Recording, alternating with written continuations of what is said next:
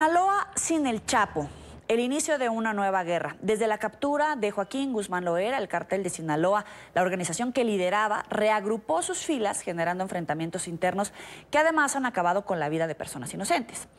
Vamos a hablar de los estados mexicanos, al norte del país. Chihuahua, Sinaloa, Durango, Coahuila, Baja California Sur y Sonora. Son las regiones donde operaba la banda e internacionalmente tienen presencia en 50 países. Los habitantes de la ciudad, ubicada en el noroeste de México, aseguran que ni la violencia ni el tráfico de drogas disminuirá tras conocerse la sentencia a cadena perpetua contra el capo. Insisten en que, por el contrario, la banda criminal, conformada por 20 líderes, busca fortalecerse y reinventarse para seguir con su lucrativo negocio. Integrantes de las instituciones de seguridad del Gobierno de la República lograron detener a Joaquín Guzmán Loera. Este era el anuncio con el que el gobierno mexicano cantaba victoria. La recaptura del Chapo Guzmán tras su fuga de una prisión de máxima seguridad en julio de 2015 se mostraba como una estocada a la delincuencia organizada y un paso importante al desmantelamiento del cártel de Sinaloa. Pero nada más lejos de la realidad. Si bien es cierto que el grupo criminal se fraccionó, también es cierto que el negocio que maneja se mantiene estable. Según los expertos, hay un debilitamiento por la ausencia del Chapo, quien aseguran era importante pero no esencial. La banda se vio obligada a reagrupar sus filas, generando enfrentamientos internos que además han acabado con la vida de personas inocentes al conflicto. Pese a que, de acuerdo con cifras del Sistema Estatal de Seguridad Pública, los homicidios dolosos en el primer semestre del año en la localidad disminuyeron 26%, la policía local, la Marina y el Ejército no han logrado garantizar la seguridad de los habitantes de la zona. Ahora Ismael El Mayo Zambada, también creador del cártel, se encuentra a cargo de la organización tras haber sido aceptado por los hijos del Chapo. Sin embargo, la pugna por el dominio continúa. Y la principal amenaza es el cártel de Jalisco Nueva Generación, que cuenta con mayor poder financiero que el de Sinaloa y es acusado de haber secuestrado a uno de los hijos del Chapo. Y a esta hora nos acompaña desde Ciudad de México Pepe Reveles, analista y experto en seguridad y narcotráfico, además autor de los libros El Cártel Incómodo y El Chapo, Entrega y Traición, uno de los mayores conocedores del tema en México. Como siempre, un gusto, un honor que estés con nosotros aquí en la mañana de NTN 24. Pepe, bienvenido. Con mucho gusto, Jorge, con mucho gusto. Me gustaría que nos ayudaras a entender a toda la gente que nos ve fuera de México cómo se puede reorganizar el cártel de Sinaloa, porque hay diferentes liderazgos al interior, pero ¿cómo se va a reorganizar sin el Chapo? Ha habido confrontaciones ya dentro del cártel de Sinaloa, desde que Joaquín Guzmán Loera todavía no era extraditado a los Estados Unidos. Entonces, esas se van a incrementar. Esas pugnas, esas peleas por el liderazgo van a ser todavía más violentas, porque hay muchos grupos que aspiran a tener la hegemonía dentro del cártel de Sinaloa.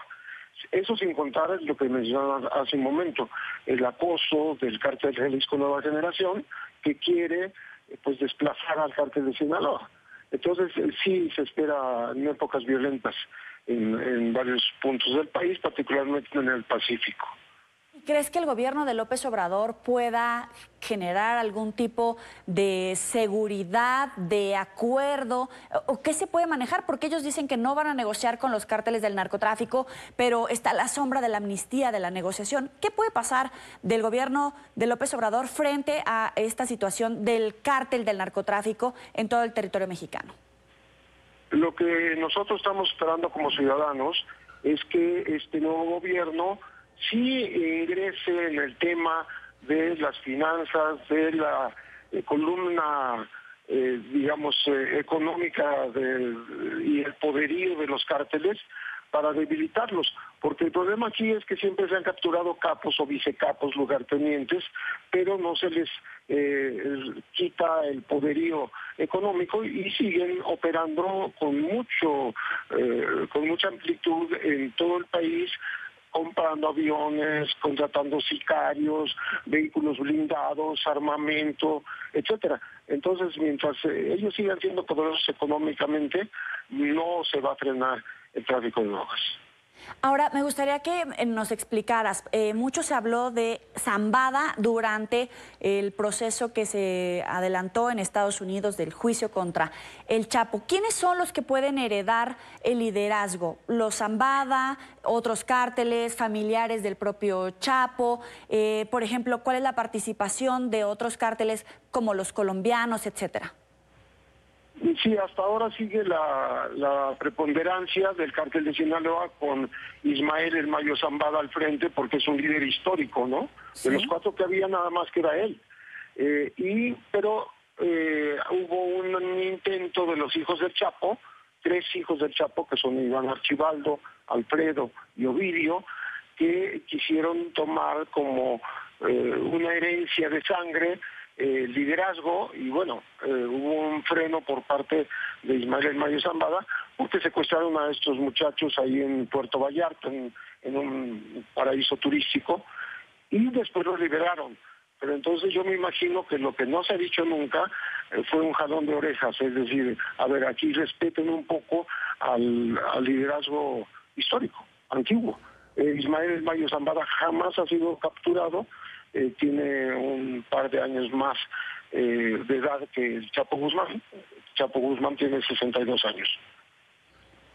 Fíjate que ayer estábamos hablando con el abogado del Chapo y ellos decían que no estaban de acuerdo con la sentencia ni con el proceso porque durante se escucharon muchos testimonios en contra, incluso hasta de funcionarios mexicanos como expresidentes, como otros liderazgos, ya lo decías tú, Zambada nunca ha sido capturado. ¿De verdad hubo una omisión por parte de las autoridades en Estados Unidos durante este juicio porque tenían solamente la vista puesta en capturar y sentenciar al Chapo Guzmán más allá de las implicaciones y las ramificaciones dentro de los políticos mexicanos, colombianos, estadounidenses?